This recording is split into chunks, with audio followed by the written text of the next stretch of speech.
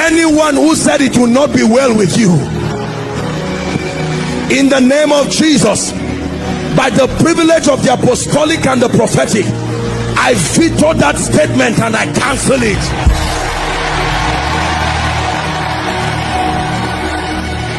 I want to speak over your life.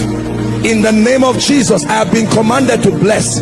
Therefore, I decree and declare, everything that has left your life and is not by divine orchestration, manika parokotosia, I call it back now. Finances be restored, relationships be restored,